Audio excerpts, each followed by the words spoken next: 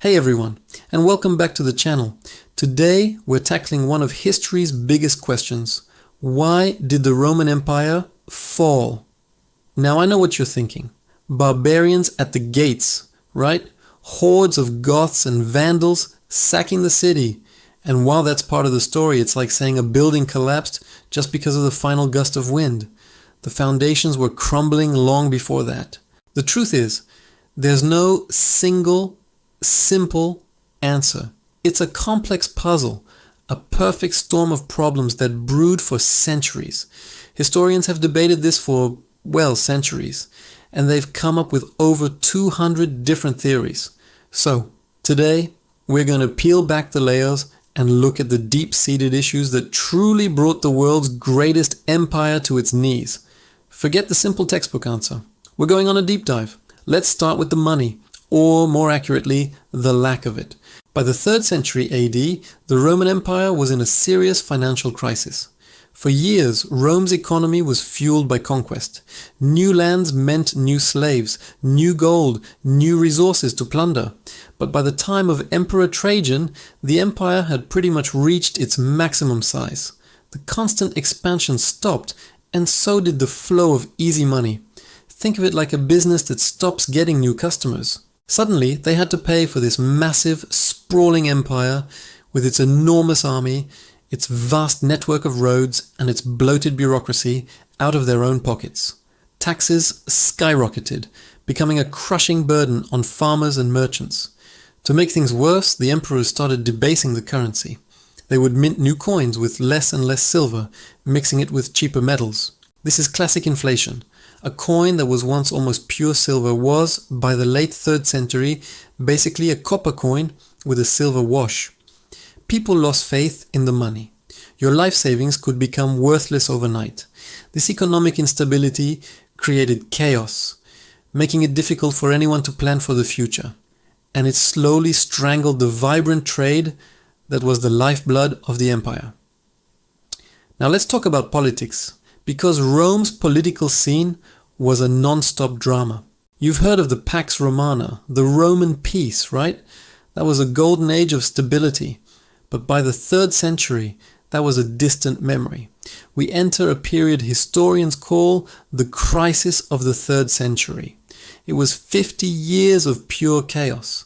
In that short span, Rome had over 20 different emperors. Most of them were generals who seized power with their armies, and most of them met a violent end, usually at the hands of the next guy who wanted the throne. This constant civil war was devastating. The empire was tearing itself apart from the inside. Legions that should have been defending the borders against external threats were instead marching on Rome to install their general as the new emperor. The political system was broken.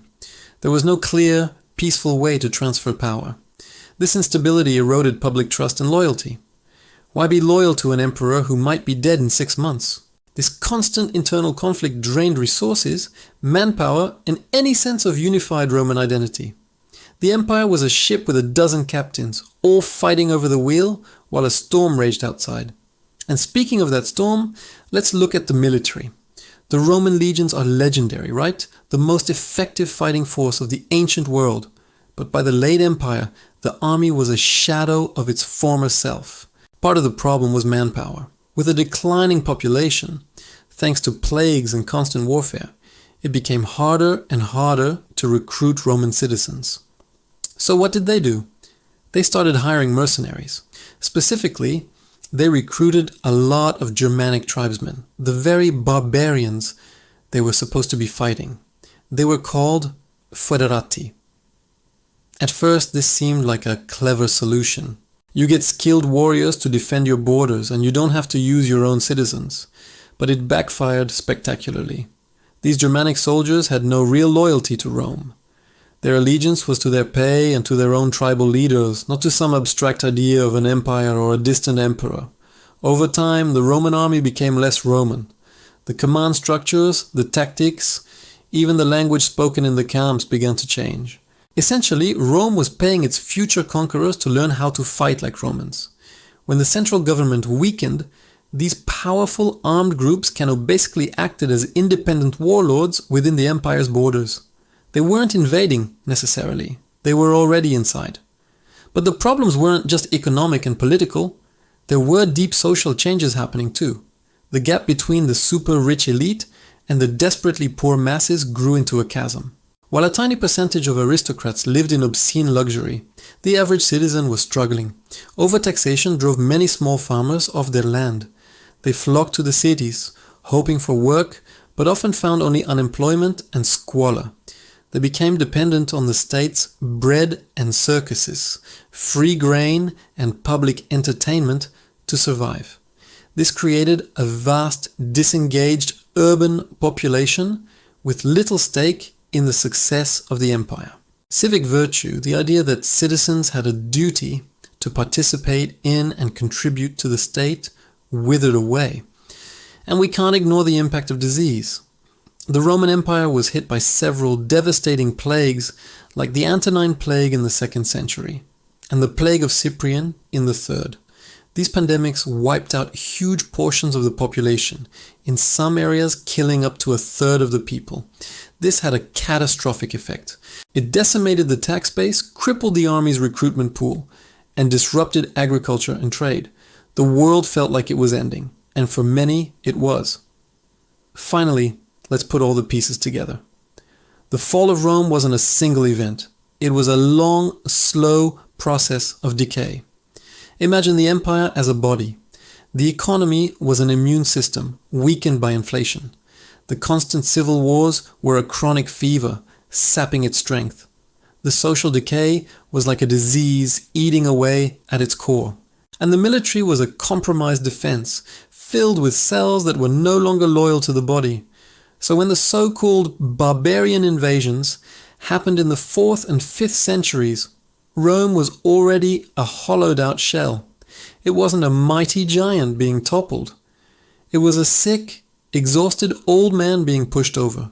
Groups like the Visigoths, who sacked Rome in 410, weren't even trying to destroy the empire at first. They were looking for a place to settle, for land and for security, which the crumbling Roman state could no longer provide. The final fall, when the last Western Roman emperor was deposed in 476, was almost a non-event. For most people, life didn't change ut pardende. The empire hadn't really existed in a meaningful way for decades. So, the fall of Rome teaches us a powerful lesson. Great powers don't usually collapse because of external enemies. They rot from within. Economic inequality, political corruption, social decay, and a loss of shared identity. These are the real empire killers. The barbarians weren't the cause of the fall, they were a symptom of it. They were simply the ones who showed up to claim the pieces after the magnificent, complex, and brilliant Roman machine had finally broken down.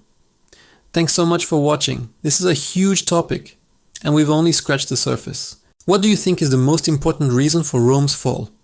Let me know in the comments below. And if you enjoyed this deep dive into history, please hit that like button and subscribe for more. It really helps the channel. We'll see you in the next one.